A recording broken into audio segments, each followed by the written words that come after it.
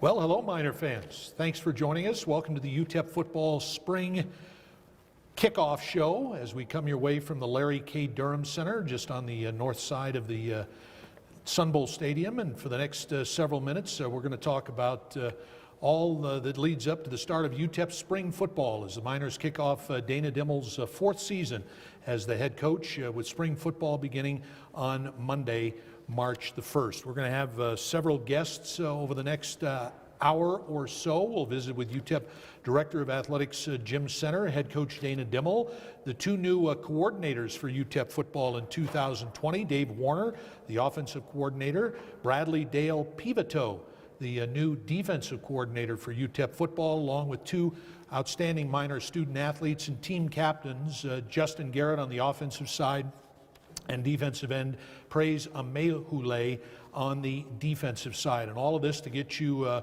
ready for the start of spring football for UTEP in 2021. And it's just been a couple of months since the 2020 UTEP football season concluded. We'll get into some of the nuts and bolts of the spring a little bit later on, but first we want to visit with UTEP Director of Athletics Jim Center. And Jim, first of all, it's just great to see you in this day and age. Other than maybe on Zoom, we don't get to see one another all that often. No, we don't. It's been as everybody knows, it's been a strange and unusual, 18 months or something like that. But I did want to make mention that you had a hard time getting the word kickoff, out. You're still in the middle of basketball season, so that was a little bit hard for you to say, wasn't it? Absolutely. I've got to get back into the football mode, but hopefully this next hour or so will help me to do that. Again, we're looking forwards towards 2021, but still wrapping up the 2020 season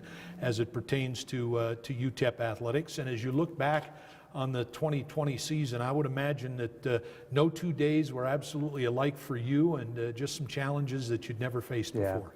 Well, there's no question, John. Everybody continues to ask what's it been like, and the biggest thing I can tell you is be prepared for change. And every time we turned around, we had this opportunity to make a decision, and then you had to be prepared to change that decision 24, 48, 72 hours later. And it may not be within your control because there are a lot of different people that are weighing in on the decision-making process, right? If you think about everything that happened in 2020 and us trying to have a sports year, it could be the NCAA weighing in, it could be our conference weighing in changing decisions, right, or policies and procedures. On the state side, we could have seen something from the feds, the state, the county, the city, and then UTEP proper. So it's been a really, really interesting time to try to navigate intercollegiate athletics. I can tell you this, I'm really proud of our student athletes and our coaches and staff for their ability to maneuver through this. You could ask anybody in America and they would tell you, man, there's been a huge disruption in my life. There's been an exceptional disruption to our student athletes in the way that they go about their business of playing sport and going to school, and the way our coaches coach them, right? And all the things that have been stuck in the middle or in the way of them having a normal time, right? From testing and all these other things, and social distancing and all the things we ask them to do. So I'm really proud of what they've got accomplished all the way across the board. We've had a few hiccups here and there, but I can tell you, our student athletes have probably done better than 90% of all the rest of the kids in the country. And in particular, the UTEP athletics sports medicine staff, I think, has gone above and beyond in keeping our student athletes practicing and on the field of competition. Absolutely. Don and Don Hearn, I think everybody knows Don, and Tony Cordova and the rest of the staff have done a remarkable job. I would be hesitant to say that their jobs have probably increased in terms of their work and their hours, probably 40% at least. Trying to do the things that it takes with testing and making sure all that stuff is organized and done correctly, and all the contact tracing. It's been an inordinate amount of work, and so I really do appreciate them. They're probably all going to be in my office saying, hey, big boy, it's time for a raise, right? And so we'll have to remind them of the financial challenges that America has faced, and I know they're well aware of that, so I say that in jest. And Kevin Schott and his crew in strength and conditioning also.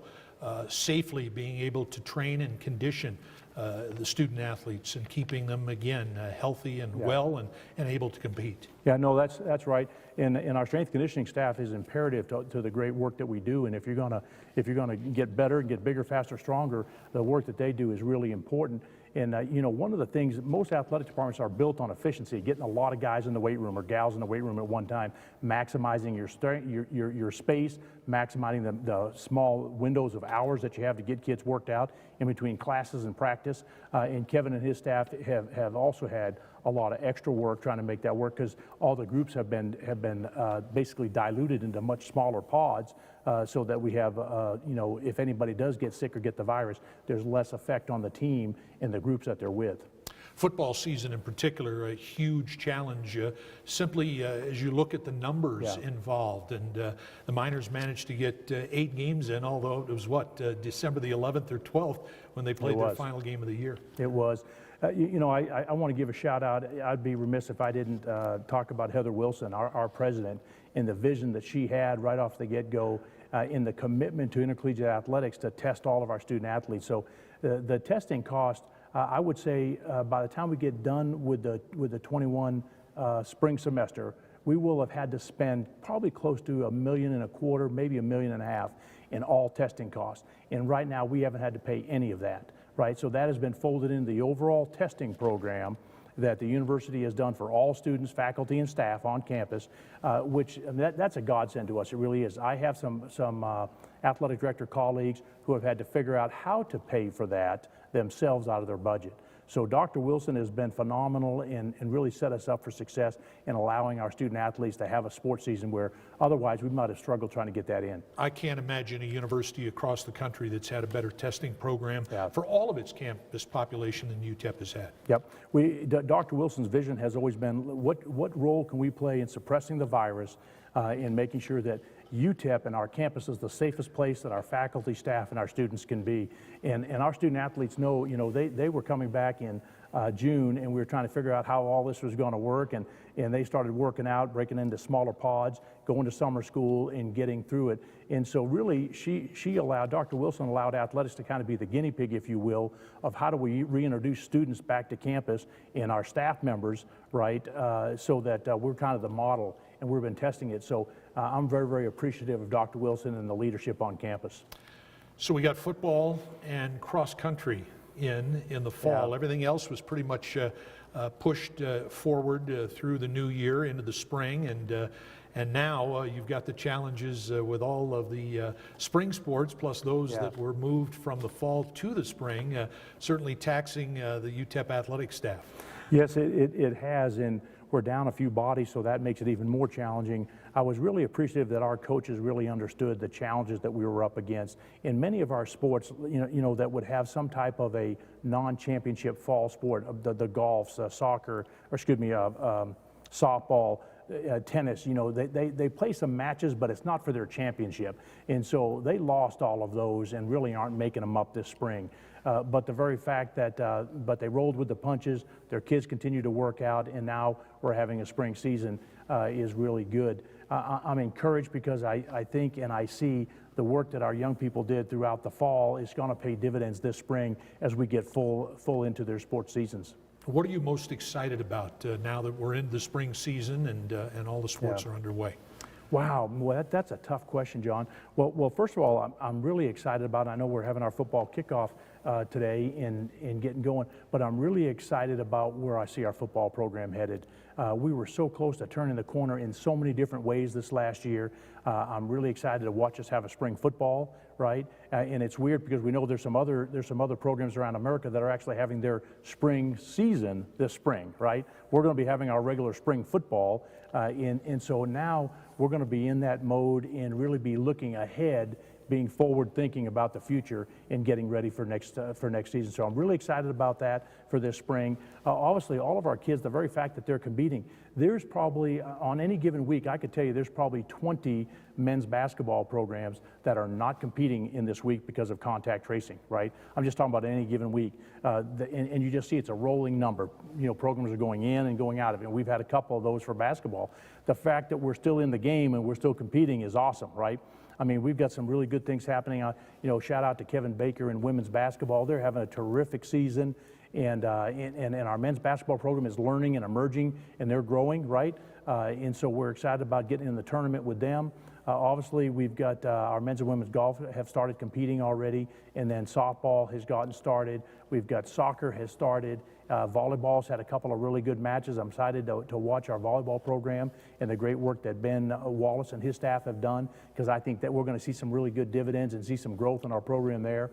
So I tell you, all in all, I'm just really excited. You know, I think most people are aware we determined not to go ahead and have an indoor track and field season because of the challenges with trying to go indoors. And every single sport creates a little microcosm of challenges. In track and field, that was a big one. So we decided not to have indoor track and field so our kids could get ready for the outdoor season. And we've got a good track and field program. It's one of our most storied programs on our campus. Through all of this and all the challenges we've had, we've managed to identify and bring in a new head men's golf coach, Derek Pluchenski. Yeah, so Derek came to us from McNeese State. We're excited about him. He's been in our league before as a student athlete at Southern Miss. You know, he is fired up and as a young guy, just thrilled to be here. And he's gonna continue to build on the tradition that Scott Lieberworth built with our kids, and we're excited that he's here. One thing I'm excited about, and I know all Miner fans will be as well, no one's been in the Sun Bowl Stadium virtually for an event since the 19th of September when the Miners played their last home football game. The renovations are now all complete, and I think Miner fans will all be excited to see that once the 2021 season gets underway. Yeah, John, thanks for bringing that up. We are really excited about, and I don't even think our coaches have gone up there and seen what that looks like. And so the nearly $20 million renovation is completed.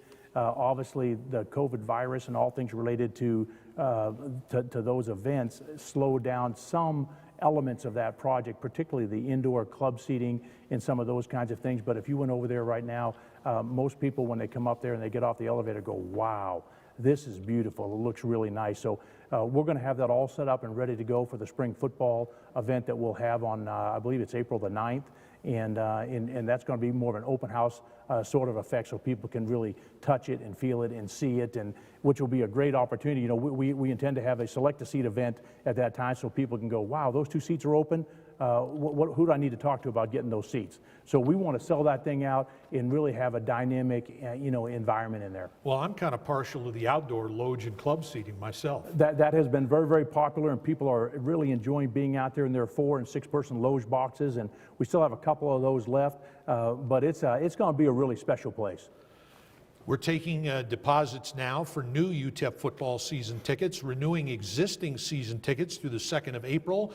You can take care of your business by calling 915-747-UTEP or go online to utepminers.com/tickets. 2021 UTEP football season tickets. Hopefully everything will be at least close to back to normal, and we can put some folks into the Sun Bowl Stadium for the 2021 football season. Well, John, I can tell you, we are planning, and all of our playing and everything that we're doing, we're planning on things being back to normal, 100%.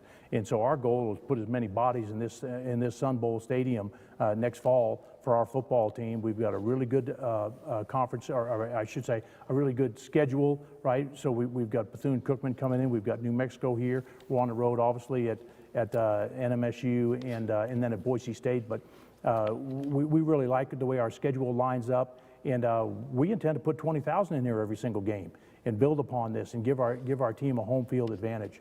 I should give you the number for premium seating if you're interested in that, 915-747-8759. That's the Miner Athletic Club, or email mac@utep.edu. Jim, always great to see you, and here's hoping for a strong finish to the spring season, and look forward to the 2021 campaign as well. Yeah, thank you, John. Appreciate all you do for us. All right, we'll take a time out. When we come back, head coach Dana Dimel will join us as the UTEP Spring Football Kickoff Show continues.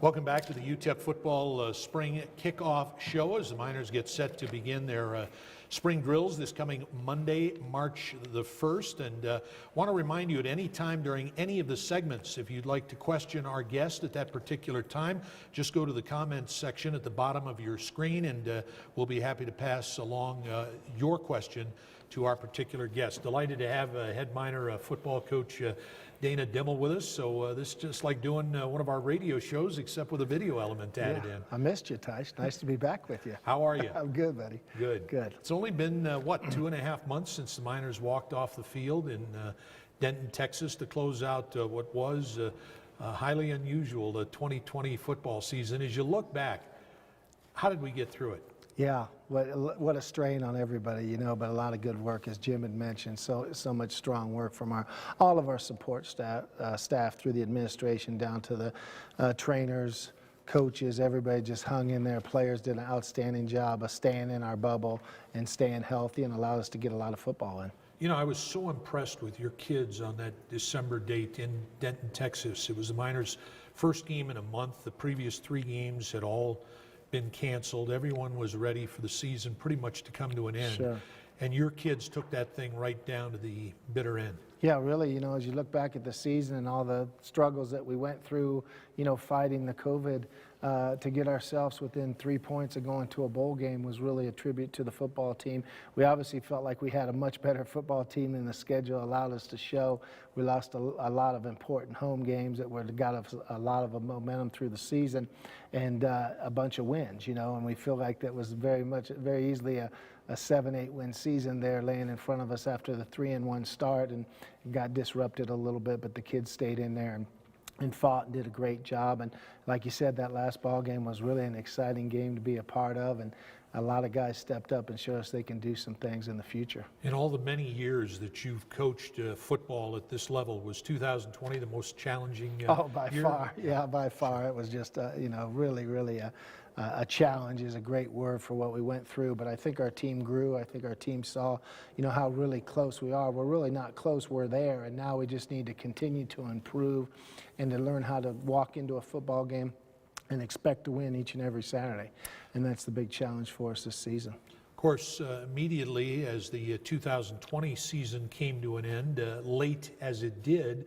you immediately went right into the December signing period, didn't you? Sure, we did, you know, with the early signing period. And again, it wasn't as dynamic of a signing year for us because the seniors got an extra year of eligibility, so we didn't have a lot of scholarship numbers available to us.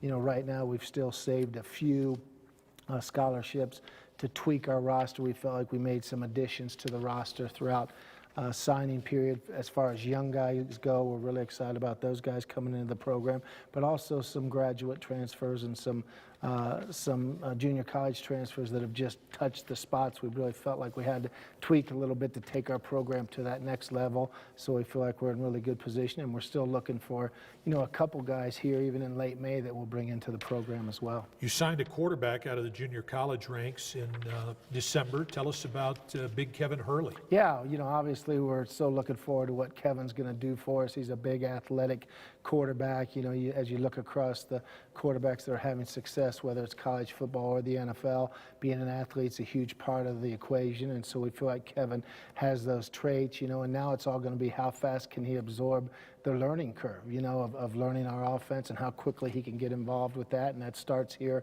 you know, next Monday on April 1st, when we start, on March 1st, when we start spring ball, you know, and that's going to be the big thing for Kevin, is just grabbing a hold of the offense as quickly as he can, but he definitely has the athletic ability to be a very good player for us. You signed only 11 student athletes to scholarships. How did you prioritize what your needs were? You know, really, Tish, is finding the positions that we thought we needed to hit and trying to hit those hard. We feel, you know, Walter Neal is a grad transfer at the corner position. We felt like it was really important to find a lockdown corner to go with the other corners that we have. So we feel like we added Walter, you know, and then Dallas Burks, a safety that we signed out of Long Beach, and we feel like he really is going to help give us another safety that we needed in the program. Those were a couple of the positions that had immediate needs, and then the rest was just really building some young guys. And then of course, I'm really excited about Nick Asta, a guy that's coming from us from Kansas State, a grad transfer that's coming from Kansas State.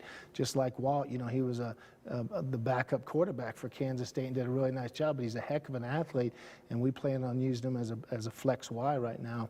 And he showed us that his movement skills are tremendous at that position, through off-season conditioning. So we're looking to add him to our receiving core to give us a big body out there in space to make plays. Kevin Hurley, Walter Neal, along with Dallas Burke, and a young man, a wide receiver by the name of Tyron Smith, also out of the Texas junior college ranks, the mid-year transfers that are already here at UTEP. Sure, Tyron's a guy that gives us that quick player in the slot that's really elusive, and he's shown us again through the offseason that he's got great mobility and is fast, and so we're really looking forward to seeing what he can do when we start up spring here next Monday. And you signed yet another quarterback in February, a young man named Jacoby Longino from the Houston area. Yeah, we learned a long time ago that you're only as good as your quarterback play, and so it's important to keep building our roster with our quarterback spot, and we feel like we've done a nice job with that. And Jacoby's a young, athletic quarterback, got a great attitude for the game, loves to play the game of football. He's a lefty, and very dynamic with what he does. So we're looking forward to bringing him into the program in August. Tell us about Jeremiah Ballard, a big receiver out of Houston Dobie High School. Yeah, Jeremiah Ballard is, again, a good-sized receiver. His film was outstanding. He just looks like a man playing against younger guys out there, and when you watch him move and watch his athleticism for the size that he has, we're looking forward to him coming in, and who knows, if he can grasp the offense, he might have a chance to get into the two deep this year. You can never have enough corners, and you signed John Burris out of Mesquite, and he's got good size at an even 6 feet tall. Yeah, and we're looking for some good size at that corner position. His movement skills are outstanding at the corner spot. Again, he was a guy on film. We feel like it was just a really good year because all the things that were going on with scholarship numbers, seniors coming back, we could be very, very selective with our choices in our recruiting, and we feel like, we signed a bunch of 3-stars, and we feel like the pool was just really strong for UTEP this year. Pulled a pretty good receiver out of the Arizona high school ranks a couple of years ago in Jacob Cowing. You go right back there to pick up Mr. Chavis out of Maricopa High School. Yeah, well, that's a great football name, right? Mr. Chavis. You're going to have fun with that moving forward. And he's, again, strong. He's a running back, slot receiver, both. He's got very strong lower body. We think he's going to be one of those guys. As you build a wide receiving core, we've talked about this before, you got to have 4 different type of receivers. And one of them is the guy that makes the yards after catch, and that's the guy Mr. Chavis can be. Jeremiah Ballard's high school teammate at Houston Dobie, also a minor to be, Gerard Joseph, 6'5", 250 at defensive end. When he gets those arms up, he may be tough to deal with. Yeah, I think he's the one that a lot of our fans have seen and are looking forward to watching him play. He's already got the body type to play at this level. He looks the part, and he moves extremely well, runs extremely well too. How about Tyler Williams, another big defensive back at 6'1" out of Santa Maria, California? Yeah. Tyler was right there on the coast, at a private school in Central Coast, California, a big athletic player that had multiple Division I offers. He had over 10 Division I offers and was able to get him, and we thought it was a really good land for us. And again, he's physical enough to maybe come in and give us a little depth in the secondary. And the lone El Pasoan signed out of the high school ranks to a full scholarship from Eastwood High School. And good size on the offensive front at 6'5" and 310, Joseph Immediato. Right, and again, I talked about him on our signing day, that he was a guy that I watched his foot movement, the way he wrestled, the way he used his hands, the type of leverage he gets. We were just watching some O-line tapes from multiple years ago with Coach Simmons on some NFL line tapes, and one of the O-line coaches in the NFL showed his players sumo wrestlers, on how to get leverage. And, we're always trying to teach our guys to get leverage, and we feel like Joseph already has a good feel for that. You added to that signing class with 5 preferred walk-ons, 4 of whom are from right here in El Paso. Yeah, and again, those are all guys that we feel like are, we're tight on roster spots right now, Tice. Obviously, your roster gets pretty full again, so these are guys, all of them, I won't talk about them individually, but all those guys are guys that we felt we screened very heavily, and we feel like they all got a chance to be a big part of our future, and we're looking forward to having the local El Paso products in our program. Of course, then you turned your attention to your football staff, and you decided to change out both coordinators. Tell us about your thinking with that process. Well, you know, I'm not really going to share any of the thinking with that process more than, you know, just saying that, you know, I'm very happy to have Dave and Bradley with us. They're guys that I've known for a long, long time in the profession, guys that I've worked with, guys that, like Coach Cox and Coach Canales, I trust and are good coaches, and I know will do a fantastic job for us. And we've worked a lot together, and we have a lot of experience together. And to me, you know, the cohesiveness that they bring to the table is going to be very positive for us. And you added a third new assistant as well, but he's certainly not new to UTEP football fans, and he's worked with you in the past as well, Theron H., who returns to UTEP as the inside receivers coach. Yeah, you know, it's really, having Theron back is really, it's really a comfortable feeling when we sit in our offensive meetings, because we're so like-minded in what we're doing. You know, all of us have been together for a long period of time at different times, and having Dave and Theron and Coach Neely, who go all the way back to Houston, and then Coach O'Hara, that's been with me for 15 years, but also knows those guys, you know, extremely well through the years, through getting to know them through the process of building our program, and Coach O'Hara knowing our offensive system. So there's so much camaraderie on the offensive staff, and I just love the way our meetings are going. I think it's going to really show for our cohesion on the football field. Dave, Bradley, and Theron bring a tremendous experience to the UTEP football staff. Yeah, and Bradley, again, on defense, again, there's that trust that I know what type of worker he is, what kind of knowledge he brings to the game, you know, what type of a positive leader he is for the players, and I just think it's going to be, you know, he's going to bring a lot to the table for this program. You know, like Coach Warner, he's a great recruiter. So is Coach H. You know, that's a big part of the equation. You want to have guys that can recruit, and you want to have guys that know the system, and they all know that for sure. This Monday, you'll be hitting the Glory Road practice field for the very first time, the first spring session. I know you're excited about that. Last year, you got, only in a half dozen spring practices before COVID hit, and hopefully we can get all 15 in this time around. Yeah, we're not going to take any for granted. We're going to come out on that first one and cherish it, because last year we got our first 6, as you mentioned, and went right into spring break and didn't have any more after that. And I just love the way our guys are working right now, Tysh. You know, it's been interesting, you know, obviously getting our conditioning to where it needs to get ready for spring ball because of all the challenges that we talked about earlier. But I love the way our guys are working. I love the attitude that our players have right now to the off season, what we're doing, and they're going in, they're focused and they're locked in. They're going in to really get better each and every day through spring ball and do something very special with this season as far as having a high level of success. Speaking of high, you've got a high percentage of your roster back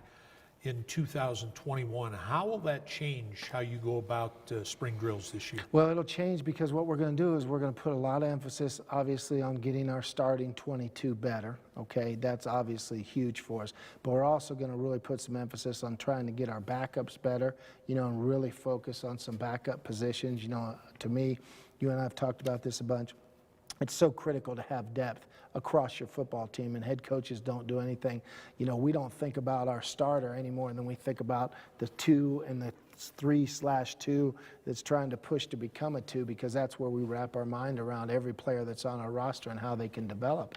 And, you know, we've been known for being a program that develops, you know, through the places I've been in. So it's so important for us to take this spring and develop our ones to play at a higher level, and to take their game to a championship level, and develop the 2s to really raise their game to be starters and to push the starters. So when their opportunity comes, which we found out from last season, the opportunity comes very quickly, to be ready and be able to take that field and make an impact, you know. And I feel like our guys, for the most part, did a nice job with that, but that's going to be heavy emphasis for us this spring. You know, what excites me, and I know it excites you as well, you've got almost all of your skill guys back offensively, plus an offensive line, most of whom they've got a couple of years now of experience under their belt. Sure, I like our starting, you know, we have a starting 6 basically on our offensive line that's coming back, and I love what those guys are bringing to the table. But I also, you know, really feel like the Robert Mervins and the Stephen Hubbards, it's time for them to step up, and Trace Barbosa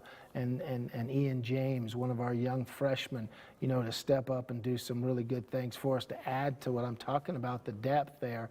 that we have, and I'm not going to name everybody, but there's other guys that are challenging for some spots. You know, Justin Mayers is as talented as any offensive lineman you can get anywhere in the country. I want to see him have a great spring and really push for a starting job. And then at the receiver core, you know, you got JG and Jacob coming back, which are the go-to playmakers. But Coach Warner and I have talked, you know, the last couple of days in heavy detail about we need to get some other guys to step up, because we're talking about the places where we've accomplished some really great things as coaches. We've had receivers that just make plays. You know, you can't always call that perfect play, but the more guys we got that can step up and make plays like those two have, but those two now need to elevate their game to an even higher level, and then we need some more guys to jump on board at that position. Gavin Hardison started his first 7 collegiate games last year. Specifically, what steps are you looking for him to make? Well, obviously a huge for him to evolve again, even to a higher level. And where we've been talking with him is Coach Warner really wants to take his game to the next level and getting us into the best play possible. Okay, having the freedom to check each and every play when he comes up to the line of scrimmage, and getting us into the very best play. And don't be afraid to make the mistake if you do that. All right, you know, obviously changing plays is not a perfect science, but change them and get us into the right play and make plays that are out there for us schematically by being that guy. That's what we've always had in our system, and that's where I feel like he really needs to take that next step, and it's right there for him to really have a firm grasp of the run game so he understands everybody's using these RPOs right now, but for him to get a great understanding of how to use RPOs and how to understand the concepts of defense.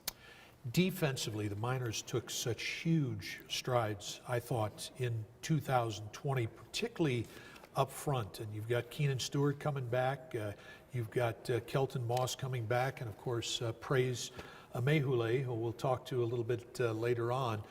Praise had an unbelievable second year as a UTEP Miner. Yeah, it was nice to see Praise step up and start to play at the level we expected him to play as he went through his second year, and he's a tremendous player, and he's a great pass rusher for us, and it's important to have a great pass rusher off the edge. It's so hard to find great pass rushers. And then we feel like Kelton and Keenan inside to complement, you know, Praise on the outside are the two best going into this season. That might be the two best inside defensive tackles in the league. I'll be hard-pressed to find anybody that's got better. So when you put those three together, you got probably the best defensive line in the conference. I mean, I believe it is the best by far, but it's for us to go out there and show that as we go into the season. And then we got plenty of candidates to step up, and who's gonna add to that? Again, that's a big part of spring now. Who's gonna step up, and they got to step up and raise their game to another level, right? And then who's going to step up and join them as we elevate our football team. Of course, the spring will culminate with the spring football game on Friday, April 9th at 7 o'clock. What's that going to look like? Because we're going to invite fans to come in, socially distance, have assigned seats to watch the Miners in the final spring tune-up. We're going to do some things in the spring that'll have some tackling to it, some physicality to it. It'll be fun to watch. Again, we've talked about all the players that are in the program that people have recognition with. You know, this is a talented UTEP football team. It's fun to watch them go, and that spring game will showcase how guys have evolved, the things we're talking about, how they've come along through spring, and have some fun with it. You know, and again, the format of it will change and tweak as we get closer, but there'll be a lot of fun things going on, a lot of football action for our fans to see on Friday, April 9th. 2021 schedule, Jim touched on it just a little bit. We missed New Mexico State last year. We'll open against the Aggies in late August at Aggie Memorial Stadium. Yeah, you know, and it'll be a short trip for us there, obviously, to go play them. And, you know, that's always a huge game for us. And what a game to start against your arch rival, to open up the season against them and everybody in El Paso. Las Cruces gets into that ball game, and that's the way it should be. It's going to be really nice to have New Mexico at home, you know, an old WAC opponent. Have them coming. Our fans love all those rivalries from the WAC. I know you do, Tysh. Absolutely. And that's big for us. And then, you know, the conference games that I think are really big for us, or there's 3 of the conference games that are going to be here that are going to be fun. La Tech is always the team you got to beat, right? They're one of the teams you got to beat to get to that championship level for sure. UTSA has, you know, had a really good season last year. It's time for us to step up and beat UTSA. You know, it's time for that to happen, and because we want to beat them. You know, we got to be hungry to beat that football team. And Rice is the same way. You know, Rice is a game that was very frustrating for us, an experience that was very frustrating for us last year. So, we're looking forward to playing Rice this season. Well, I know I can speak for you and all of your players. Certainly look forward to getting back into that Sun Bowl Stadium. Didn't play a home game last year after the 19th of September, so the 6 Saturdays in 2021 here in the Sun Bowl will be a lot of fun. We all need to appreciate it. The fans need to appreciate the way the program's going, the progress we're making, and the chance to watch their Miners play in the beautiful Sun Bowl. Tim, great to see you. Thanks for Josh. doing this. Good luck this spring. Okay? Yeah, appreciate it. All right, we'll take a timeout. We'll come back with new offensive coordinator Dave Warner when the UTEP Spring Football Kickoff Show continues.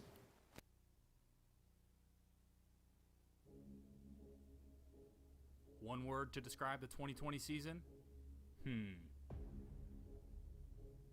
Dynamic?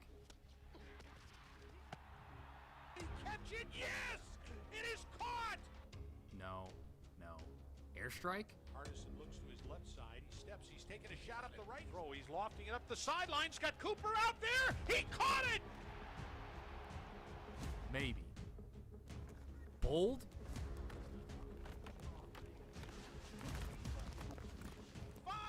Ronald Awad is into the end zone. Nah, that ain't it. Pummeling? Praise Amahuli again. Doomsday? No. Cut. Some people just felt like, hey, UTEP's a win. I know that that's not the case anymore. And if we continue to make that improvement, we should win, a good amount of ball games next year. So really excited about where we are. Exciting. Calvin Brownholtz. Touchdown Miners. He's got a chance.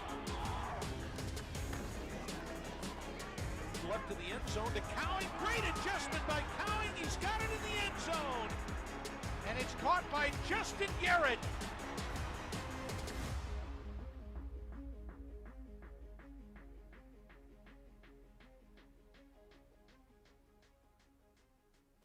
Welcome back to the UTEP Spring Football Kickoff Show. We're delighted to be joined by Miners' brand new offensive coordinator, Dave Warner. And Dave, first of all, to you and your family, welcome to El Paso, welcome to UTEP. Thank you. Been exciting. About 6 weeks, I guess, I've been here. Been fired up to get started, and certainly fired up to get out there on Monday and get in the practice field.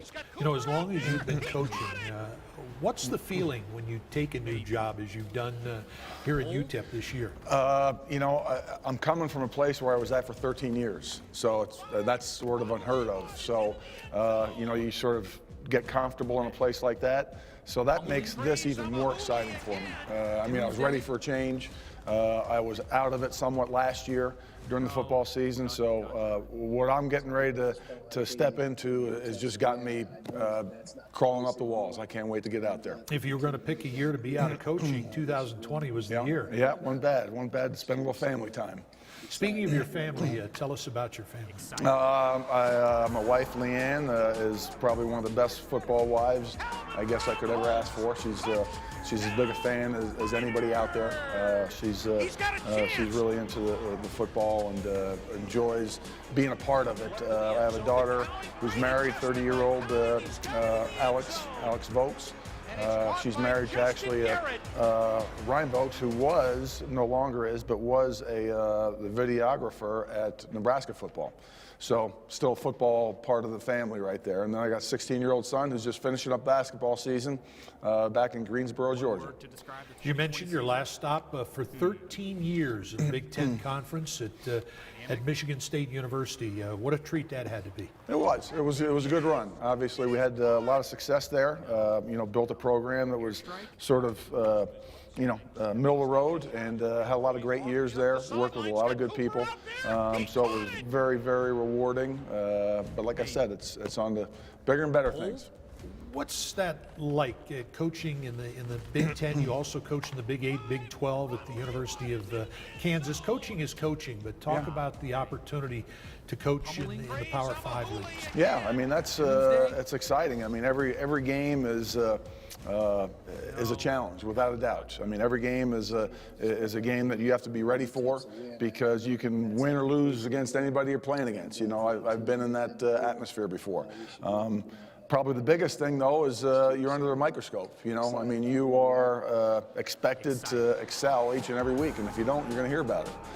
But that's what we get into this business for. That's what makes it fun. That's what makes it exciting. And I'm happy to have been a part of that. But I'm also happy to be at a place like this now where we can move forward. All right, so your phone rings. Coach Dimmel says, "Dave, come join me at UTEP." What was your initial reaction? I said, when you want me there, pretty much was what I said. You know, I followed UTEP throughout the year. I've been a friend of Dana's for a long time. We stay in touch. And when the opportunity arose for me to come down to here to UTEP, I mean, I certainly discussed it with my wife and family. That was a big part of it, but had multiple discussions with Dana, how he sort of saw me fitting in, and as we move forward into the 2021 season, how I would be utilized, and it was sort of a slam dunk. It really was. I've worked with Dana before, as we know, and I knew exactly what I was getting into, and I knew I was getting into a good situation working for Coach D. And being around coaches through these many years, certainly one of the things is who you're working for and you're working with. Tell us why, for you, stepping back into it with Dana Dimmel was the right thing to do. Well, again, I know Dana and I have very similar philosophies offensively. You know, Dana's very heavily involved in the offense, and you know, we're gonna start with running the football and have a physical offensive team, and that's been my background, and we truly believe in that. So again, we've had similar backgrounds, similar philosophies as far as how to go about putting an offense together. Again, Dana's, as I've worked with him before, I know he's a family guy. I know that, you know, we're going to work hard, we're going to put in the hours. But at the same time, I appreciate, you know, a head coach who is also going to allow you to, you know, stay in touch with your family. And you go beyond Coach Dimmel. There's coaches here on the staff that I knew prior to coming here that I've worked with before as well. So it wasn't just Coach Dimmel, it was other coaches here as well that I've been around and feel comfortable with. So it's very unique to come to a situation where I knew this many people, and you had Theron H on top of it after I've been here. You know, which was a little bit of not expected. Everything's been fitting together really good. So it's good to be part of what's going on here. Another of those being the Miners running backs coach, Barrick Neely, whom you coached at the University of Houston. Yeah, I had the opportunity to coach him and was fortunate to coach Barrick. He came in as a freshman, my first year there, and was just a treat to coach. I mean, certainly had the talent to be an exceptional quarterback, as he showed moving throughout his career. But even more than that, Barrick's a great individual, came from a great home, and enjoyed being around him as a coach. One of those guys you just love to sit in a meeting room with and talk football, or sit in a meeting room with and talk about whatever's going on. I mean, he's just that type of guy, and I've seen a maturity from him from you know, back about 18, 20 years ago when I was coaching him at University of Houston, to where he is now. I've just seen him grow up, just leaps and bounds, and just very impressed with what he's doing right now here at UTEP. In all your years of coaching, you've coached in many bowl games, never in the Sun Bowl game. You have one experience coaching against UTEP in all your years. Take us back to that. Yeah, you brought that up to me a couple weeks ago. It sort of slipped my mind, but that was my first coaching opportunity as a full-time coach at Kent State. Would have been about 86 probably, I think, and UTEP came up to Dick Stadium in Kent State, and we were fortunate. The Kent State Golden Flashes were fortunate enough to get a win there, but I remember seeing UTEP on the schedule, I'm like, wow, they're probably pretty good. You know, I'm not sure, you know, we should be playing those guys, but we played pretty good that day, and unfortunately for UTEP, they did not, but it was, yeah, it was a good experience. Longtime Miner fans might remember the very next week UTEP came home right here into the Sun Bowl, and their only victory of that 1985 season was over the defending national champion BYU Cougars. How about that? Crazy, yeah. Irony of ironies, Yeah, right? I guess the Golden Flashes sort of lit a fire under them for that next week, huh? Yeah, absolutely. Tell us what you've been up to since arriving here at UTEP and how you've been getting ready for spring ball that starts next week. Yeah, you know, I'm juggling, just trying to get situated here in this city of El Paso, which is an awesome place. Really enjoy being here. But most of my time has been spent, you know, right across the way here in the meeting rooms. Fortunate to be able to observe workouts, so I'm getting a chance to know players' names. You know, certainly I know our quarterbacks and the offensive guys, but you know, there's a lot of guys in this team just trying to know our football team and then learn the offense, which is something I've been through before, obviously, with Coach D. So it's coming around, but that's pretty much been where I've been spending my time, and that's watching film. I mean, through the 8 games that UTEP played last year. I've seen it over and over, and I've seen those games over and over. I've seen the cut-ups of those plays over and over. I almost know what's coming every time I turn the film on. I'm curious, thinking back to your time at Wyoming and then at the University of Houston, is the terminology pretty much the same? There's some similarity. As with any program, any offense, things change, and you sort of find new things to do, and some sort of things drop off. But there's a lot of similarities, yeah. Terminology is quite a bit different for me. So that's the thing, is just trying to learn new terminology. You hear a word and you say, okay, that's what we used to call this, you know. And then the other thing, too, is, you know, being in a place 13 years, those 13 years of Michigan State offense have been, you know, imprinted in my head for all that time. So it's just getting used to the new words, you know. But it's coming. It's going good. As you're around the Miners' 2 veteran quarterbacks, Gavin Hardison and Calvin Brownholtz, and as you watch their past on video, your impressions of them, and what do you see? I see Gavin as a guy who's got tremendous talent, got a cannon, and that's the word Coach D used when I talked to him on the phone about coming here, said a cannon for an arm. And I have not seen him throw live yet, but you can see on film that he's got a live arm. Can make all the throws you need.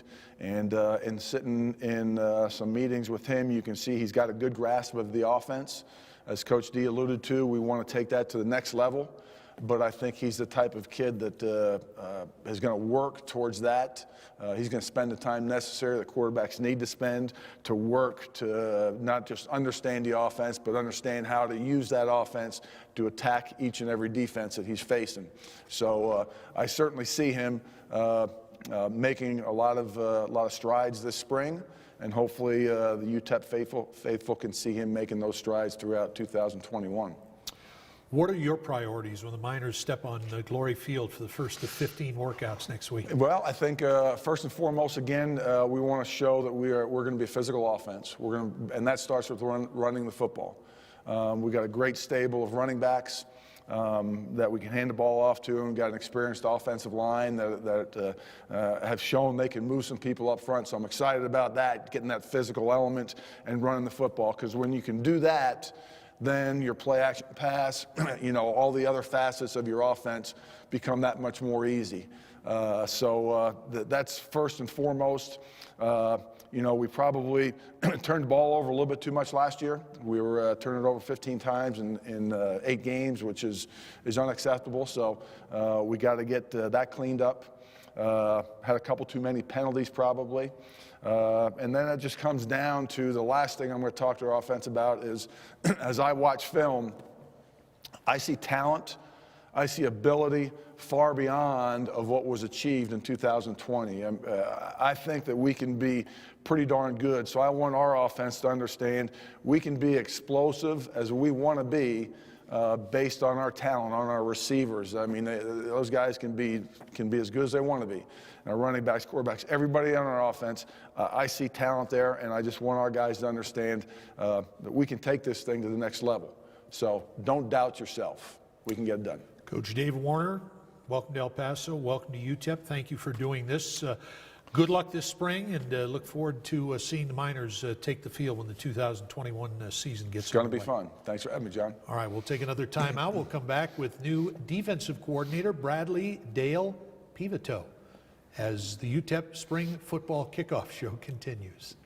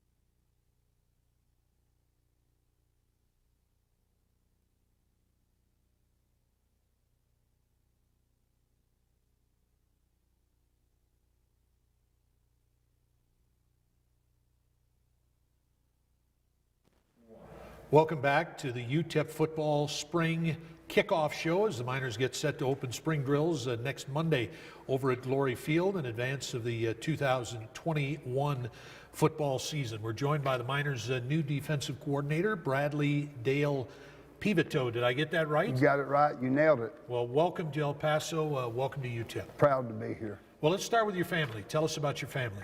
Well, I got my wife, Melissa, and great coach's wife. She's been something. She's done a great job raising our two kids. Peyton Pivito, who is a freshman at A&M, and I got a ninth grader, Jacob Pivito. So she's done a great job with them, and she's a great coach's wife, and she'll be out a lot. I'm looking forward to getting them out. So. Let me ask you the same question I asked Coach Warner when Coach Dimmel phoned you and asked you to join him here in El Paso and at UTEP. How did you react? I said, I'll take it. I didn't even ask how much. I was excited. You know, I think UTEP's a great place. I think El Paso's a fascinating place. I've had more fun the last 4 or 5 weeks than I've had in a long time. The culture's terrific. The people are absolutely wonderful. Great restaurants, just a neat place. I mean, that view from my office every day is just, it's unbelievable. But, you know, I had a chance to work for Coach Dimmel 3 years at the University of Houston. And the one thing I'll say is he's a great football coach. He's a great person. He knows how to recruit. I thought he really knew how to manage a roster. You know, so when he called me, without reservation, I accepted the job and was excited to be here, proud to be here. You know, he's a great guy to work for. You know, he's a guy that family values are important to him. But the most important reason I took it, he runs the football. He's going to be in the huddle. He's going to run the football. And one of the things that when you're one things that I look at when I look at other jobs or look at other teams, the time of possession. You know, how much is the defense on the field? Sure. And because of the nature of the offense here, I mean, they're going to run the ball, they're going to run the clock, they're going to possess the football. That's the best call we can have on defense, is on the sideline cheering for our offense. So, anyway. The accent gives it away a little bit. You're a native Texan, aren't you? Native Texas, through and through. Tell us about your background. Well, when you cross the Louisiana border on I-10 and get in my hometown, I think it says El Paso, 872 miles. And I really never dreamed I would end up out here, but it's been wonderful. I met with all the players a week ago, and all the defensive players, they come out. We had a little one-on-one, we get to know each other, because it's been awkward because, you know, we've had the social distance. I'm new. I want to see them in person, and I hadn't got a chance to do that a lot. So they all came over, and I told them I've lived as far west on I-10 as you could live, and I've also lived as far east. So I got I-10 nailed. How big a town is Orangefield, Texas, which is near Beaumont, by the way? Right, it's in the Golden Triangle. Well, it's a 3A high school football, very small. It's a bunch of communities outside of Orange, Texas that come together to create Orangefield, and it was actually an orange boomtown. It was the orange oil field before my time, and they cut that short, named it Orangefield. So not very many, but it's a great place. Before we get into your coaching career, this is not the first time you've been in and around the Sun Bowl Stadium and the UTEP campus. You played your college football at SMU for Bobby Collins. I did. Between 1982 and 1986. In 1982, the Mustangs visited the Sun Bowl Stadium to play UTEP, and then you played in the 1983 Sun Bowl game against the Alabama Crimson Tide. I did. You know, and then played them in '85. That's right, at Texas Stadium. At Texas Stadium, and it was always a hard-fought game. You know, had a lot of respect for him back then. Yeah, you know, it was always just a hard-fought battle. I mean, I never forget we played them in '85. I mean, it was a close game up until the fourth quarter. But I'll say this: got to come out here and spend about a week in the Sun Bowl, and my impression of El Paso was off the chart. I mean, and I've been fortunate enough, you know, I played in 4 bowl games as a college player, and I've had the opportunity to coach in a lot of them, but the most fun and the best I've ever been treated was in the Sun Bowl in El Paso when we played out here at SMU. It was unbelievable. I never will forget, we was at the Embassy Suites, and they had all the hosts come by and take us, spent time with us, and had all kind of cookouts at the hotel. I mean, just the human element was unbelievable. You've been in coaching for more than 30 years, 13 years in the Southeastern Conference, most recently at Texas A&M. Yes, sir. Tell us about your time in the SEC at what, 4 or 5 different schools? Yes, sir. You know, I've had been fortunate. You know, I've been very fortunate to work for some great people. I've been with some great defensive coaches, been with some great head coaches, but you know, I'm with all that said, I'm really excited about being here at UTEP, and excited about the players. One of the first things we did when I got here as a defensive staff is we watched every game that was played last year, and I came away from that. They did a couple of things. It let me learn our conference. And then also it let me learn the players, and the coaches would talk me through them. And I'm impressed and was really blown away at the talent we have and really how close we are as a football team. And that excites me. And like I said, I get up every morning, I drive in here. It's a beautiful setting. It's really cool out here in El Paso. And I can't tell you how much fun I've had just being here. All right, let's talk about your spring priorities starting next week. What's on your to-do list for UTEP football this spring? Well, you know what? We got to build a foundation of our system. I mean, we'll be a 4-down system, and we got to get that taught. And we've been doing it. We've been meeting with our players. We have allotted times we can do that. We've done that. They've done really well with it. They've taken to it. They've been excited. They've, you know, I mean, they're hungry. They're ready to go.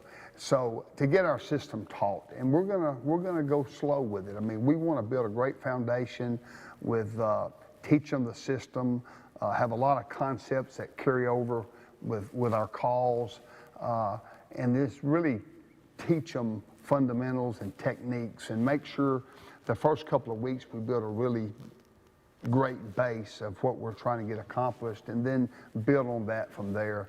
You know, we want to play with great effort. I mean, we're going to start out with simple things like how to run on the field, how to run off the field, how to buckle your chin strap, when to buckle. I mean, all the little things that I know that Coach Dimble stresses. He was always been a strict disciplinarian when I was with him at Houston. I know that hadn't changed, but just the fundamentals and the discipline and playing with extremely great effort. When you talk about your system, what can Miner fans expect to see from the UTEP defense when they come to the stadium in 2020? A very aggressive attacking style of defense. I mean, we're gonna play hard. We're gonna get after it. I mean, it's gonna be fun to watch, and the players will make it fun to watch. No doubt about it. As I mentioned, the Miners took tremendous strides, I thought, in 2020. I did too. What do you see on video? I see good football players. I do. I saw great effort.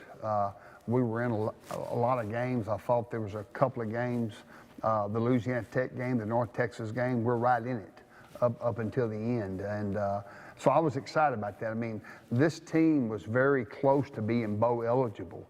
And so what I've watched, and I followed Coach Dimble once he got out here, they've recruited extremely well, got better every year, and sometimes, you know, getting better is in the eyes of the beholder. And I just watched how he's managed the depth, the roster, but just how they've played from the first year where it wasn't pretty till just games getting closer, now starting to win games, and it's just a progression, and it's an upward trend that I'm proud to be a part of. I think I'm getting here at a good time.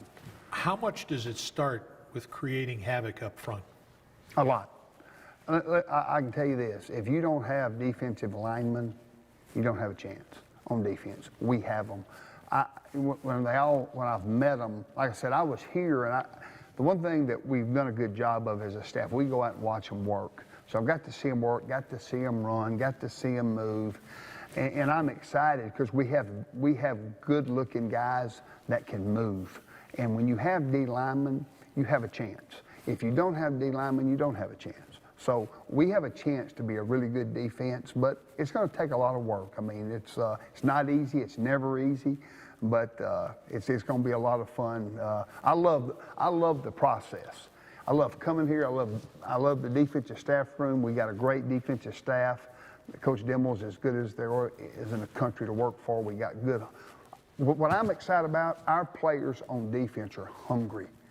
They're hungry, and it's been a blast so far. So I can't get enough of it. I can't wait till next Monday. So I would assume you'll be coaching the linebackers as well? Yes, sir, I will. Yeah. Yes, sir. Your enthusiasm is infectious. We look forward to watching your troops on the field this spring and certainly this fall in the Sun Bowl Stadium. And again, Bradley, welcome to you and your family to El Paso. Thank you. Proud to be here. Coach Bradley Dale Pivoto, the brand new defensive coordinator for the Miners. We'll take a timeout. We'll meet a couple of UTEP football student athletes, starting with wide receiver Justin Garrett, when the spring football kickoff show continues.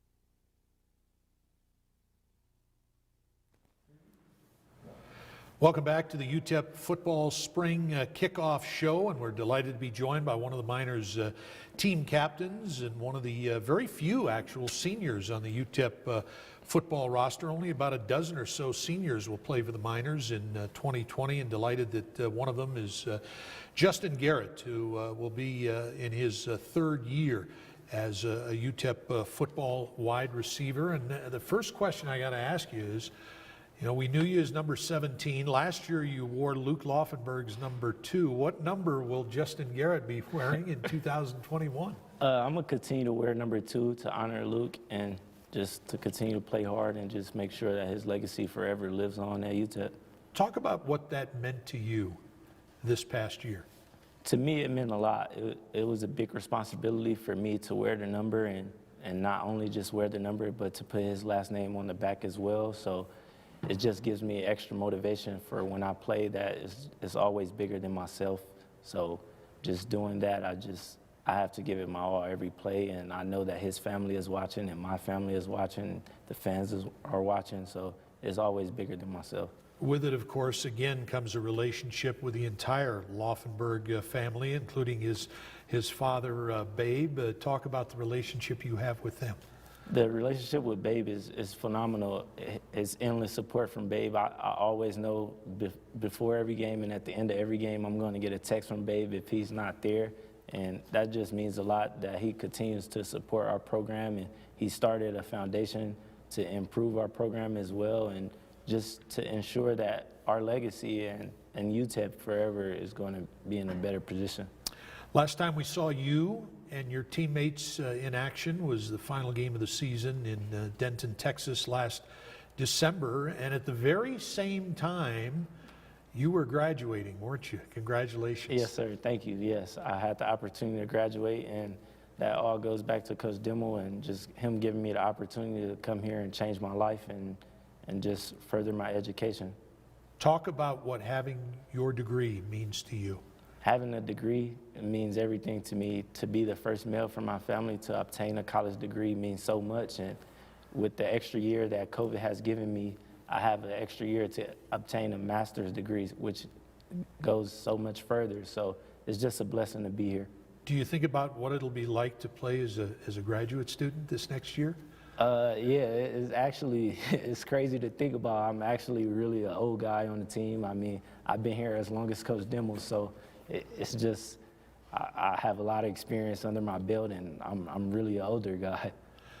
The 2020 football season was, to put it mildly, a different and unusual one, one that hopefully we'll never see again. What was it like to be a student athlete, a college football student athlete in 2020? It was a lot of up and downs, if I'm being completely honest. I mean, to prepare for a team and to not have the game and just to not have teams want to come here to play, and just everything that you just had to face outside of the game of football, and just stuff that you couldn't really control. So it was just hard just to focus on playing and being in the pandemic and just keeping your head on straight, all this while still going to school and still preparing to play. So it was definitely a different year and very hard, but we went in and week out and prepared and practiced and just hoped for the opportunity to play, and when it came, then we were ready to play. Going for weeks at a time, practicing and meeting and doing all the things that you do and not being rewarded with a game on that particular Saturday had to be a huge mental challenge. Yes, sir. It was very, very challenging mentally to just, like you said, just to do all that and prepare every week, and just to find out the news on Thursday that we weren't playing. It was just, you can only be down for that Thursday for a couple hours, and then back to Friday, we're preparing for the next team. So there really wasn't that much downtime to really be down on yourself, or just, it's just something we couldn't control. So we just had to keep pushing forward and just keep hoping that we will get opportunity to play. What's it been like just to be a college student over the last year? Because so much has been done online, virtually. What's that experience been like? It's a very different experience, if you're being completely honest, because you don't really go to class, so everything is online or via Zoom. So it's just a different obstacle to overcome and a different way of learning, because you really pretty much have to be self-taught or just email your teachers every day a question that you have. So it's completely different. Of course, you've got your teammates, but don't you miss the interaction with the student body and other students in general? Yes, for sure. If I'm being completely honest, I'd rather go and sit in the class and sit in the front row and just try to learn, because I feel like as a professor, it's easy for them to fail somebody that they don't see at all, rather than somebody that sees sitting in the front row trying to do the work. You know, with all the challenges we talked about, for you individually as a student athlete in 2020, of course, as well, you're a UTEP football team captain, so that brought additional responsibilities. How did you try and lead your teammates, particularly some of your younger teammates, through the challenges that 2020 brought? You just really have to stress to them that you can only control what you can control. With everything that was going on in the world, it was out of our control, so it was just, I had to just really stress the fact that we have to continue to go hard and continue to be ready to practice and continue to be ready to play no matter what. On the field, 2020, how would you describe 2020 for you on the field? Personally, I felt like I could have done way more. I had much more opportunities to make bigger plays and just to have much more of an impact on games, but I felt that I improved from 2019, so that's the positive about it. Obviously working with a first-year quarterback as you did last fall in Gavin Hardison. Talk about the progress that you saw in him. I felt week in and week out that Gavin was continuing to get better and becoming more comfortable and just being more confident in himself as well and our entire offense and just being and playing more freely. But it was very exciting and good to see his development, and I know that right now that he's very much more improved from where he was last year.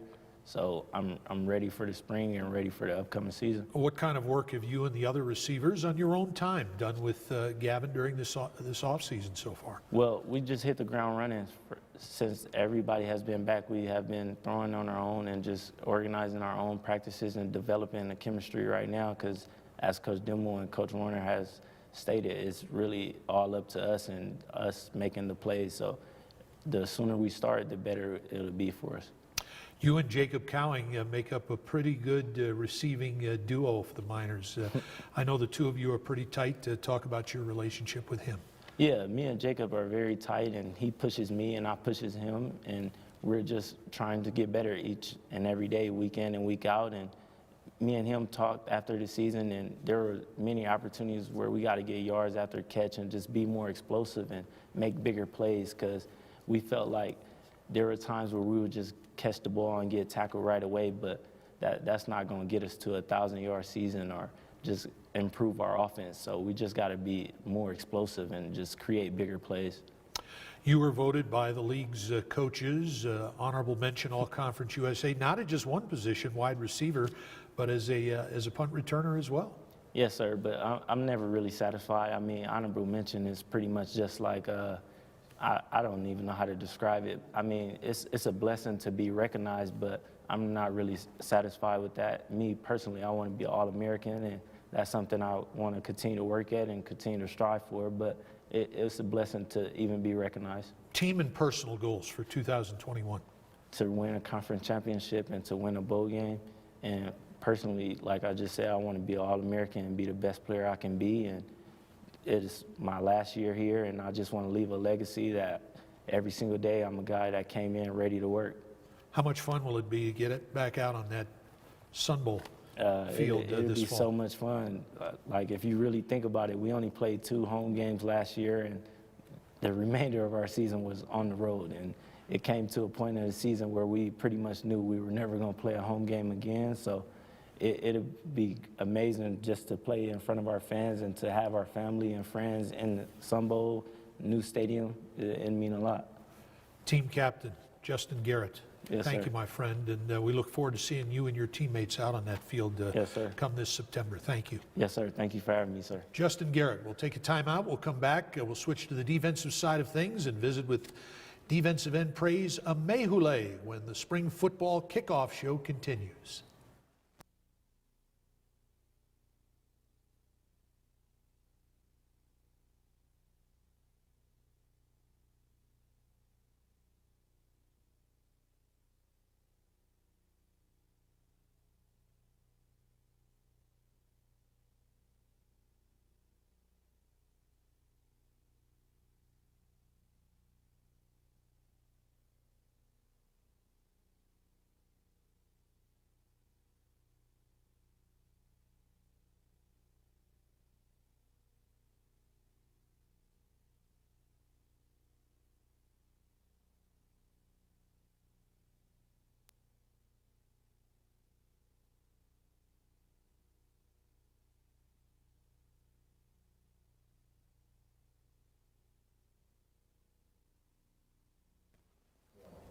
Our final guest, and we saved the best for last on this edition of the UTEP Spring Football Kickoff Show, is 23 in the orange and blue, Miners junior to be, defensive end, Praise Amehule, named a second team All-Conference USA selection by the league's coaches following the 2020 campaign. Nice to see you. Thanks for doing this. How are you?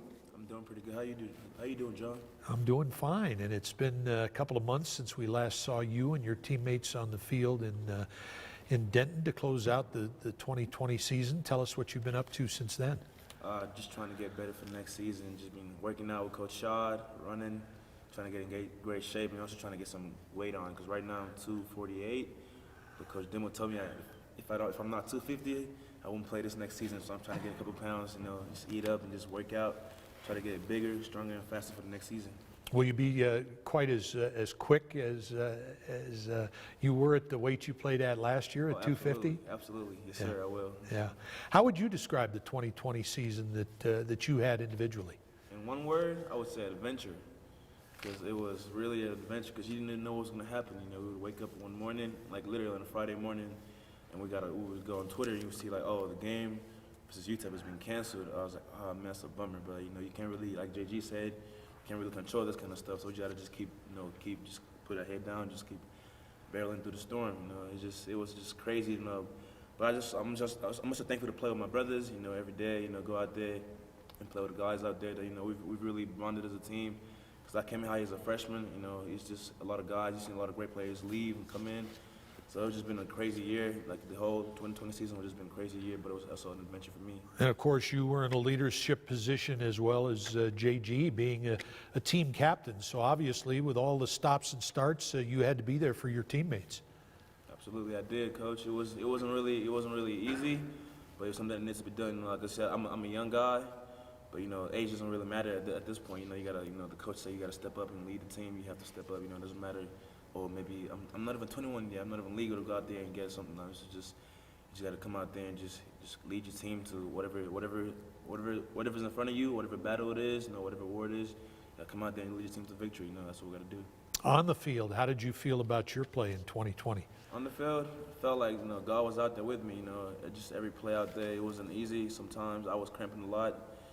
But I really thank the trainers for being out there with us. Thank my teammates especially.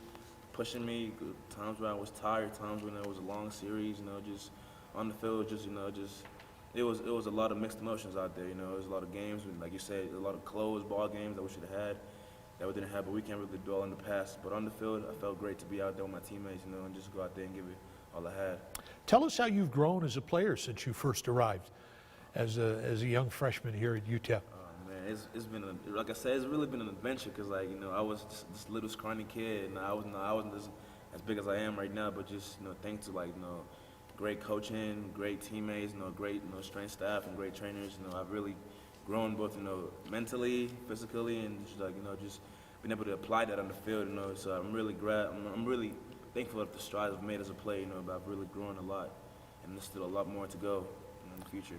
Last year, you led the Miners in 8 games, 8 tackles for loss, 7 sacks, and 9 pass breakups. So how did you feel about those numbers? Those numbers were pretty good, but like JG said, we're never satisfied, because you could always be better. It doesn't matter how good you do. It doesn't matter if I had 20 sacks, I could always get more. So I'm not satisfied with that, but I'm just thankful to be able to be in that position in the first place. Because some guys who are better than me, who have been playing longer than I have, didn't even get the opportunity to have, a sack or 2 sacks. So I'm just thankful to go out there and just, play my heart out and get, being blessed by those numbers. So I'm looking forward to doubling up the numbers in the next coming season. As I've been talking about, the Miners made such huge strides on the defensive side of the football in 2020. But what about from a player's perspective? What strides did you think the Miners made defensively? Defensively, we upped it up a notch, because coming into the 2019 season, we didn't really have that much sacks from the D-line, that much, pass breakups. So we had to, just take it a level, crank it to a level more. But, we really made great strides, getting to the quarterback, putting him under pressure, making him uncomfortable in the pocket, and, giving our DBs a chance, to go make the plays on the ball. So I'm really glad we made those strides, getting the sacks, the TFLs, the interior guys inside We had Moss, we had Keenan, we had JT on the other side. So we just had a lot of chemistry on the D-line, which kind of made the life easier for the DBs and linebackers. Keenan and Kelton in particular, and just what they were able to achieve inside and tying up blockers. How much easier did that make your life? John, so much easier. Like as a defensive end, as a pass rusher, you know, the job is trying to get a single rush and a tackle. So being double teamed is not really fun, especially at a low weight, because those guys are 300-pounders. You know, so having both of them on you at the same time, it's not a fun thing you want to be a part of. But you know, having them guys take away that pressure off me really made my job in rushing the passer a whole lot easier. So I'm just grateful for my teammates, you know, and the inside, just making my life easier by applying those guys in the middle. You'll begin to live it next Monday, but what have you seen in the new defense that Coach Pivito is installing here at UTEP? Oh, I love Coach Pivito. I was always mentioning his name wrong. I was calling him Pivito, like I was always calling him Pivito, but he told me, oh, it's Pivito, but you're saying it right. But you know, I got to talk to him one time in person and like just getting to know him, because he played at he coached at A&M, and I had a friend of mine from high school, Max Wright. He played over there too. So you know, having that little bond, you know, talking about the people we know, and then having just as a coach, he's a great guy. You know, I could just feel his energy, like he loves being El Paso, and like he just loves the players. He's a players coach, and he just has a great chemistry with the players. I haven't even known him that much, and I'm already a big fan of him. Yeah. Don't you think if you can pronounce Amehule, you can pronounce Pivito? Pivito, yeah. Yeah. Yes, sir. What are your goals for the 2021 season?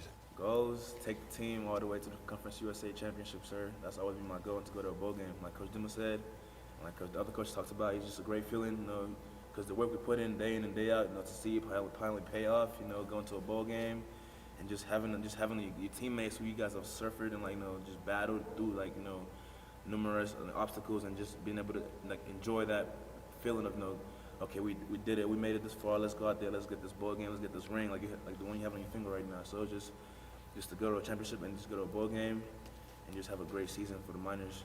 All right, we got to talk about your work in the classroom. You've already been on the Conference USA Commissioner's Academic Honor Roll. You've already received a Conference USA Commissioner's Academic Medal. Talk about what that means to you. It's just a blessing, you know. My parents, you know, we have a strict, you know, foundation. I'm a Christian, so we believe in God and putting everything in God's hands. So God has really blessed me so far, just giving me the wisdom, you know, just the intelligence, you know, just to go out there in my classroom.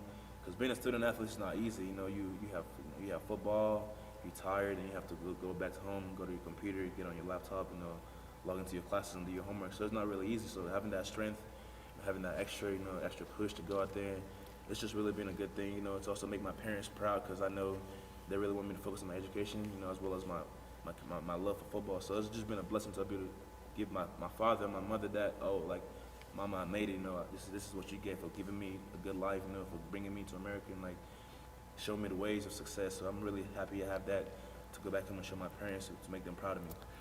I know that defensive players and defensive linemen in particular feed off the emotion of the crowd. What are you looking forward to when you get back on this Sun Bowl field in September, playing home games here in the Sun Bowl Stadium for the first time in a calendar year? Just thinking about it, I could just visualize it in my head, and I'm just giving me goosebumps, because I can't just wait to like have the people out there cheering us on. What I'm looking forward to most, especially, is the packed stadium, because like the fans, you know, it's been seasons where we could have been better, like, you know, 1-11, but you know, that's in the past. You know, we don't worry about the past, we're worrying about the future, what we're building. We have a good thing going on right here. So just to see the Sun Bowl packed, you know, and just having guys out there cheering for us, you know, just going out there and playing amazing football for the fans, because we know they love us and we love them too. So just looking forward to going out there and seeing the Sun Bowl packed and playing great football on Saturdays. Have a great spring starting this coming Monday, and we look forward to seeing you back out there once the 2021 season gets underway. Thanks, Praise. Thank you so much, John. Praise Amehule, 23 in the orange and blue, one of the Miner team captains. Again, want to remind you that through April 2nd, you can reserve your UTEP football season tickets for 2021 or renew your existing season tickets. Again, call 915-747-UTEP or go online to utepminers.com/tickets. Hope you've enjoyed this edition of the UTEP Football Spring Kickoff Show. Thank you so much for joining us, and we'll see you in the Sun Bowl Stadium come September this year. Go Miners! Miners picks up.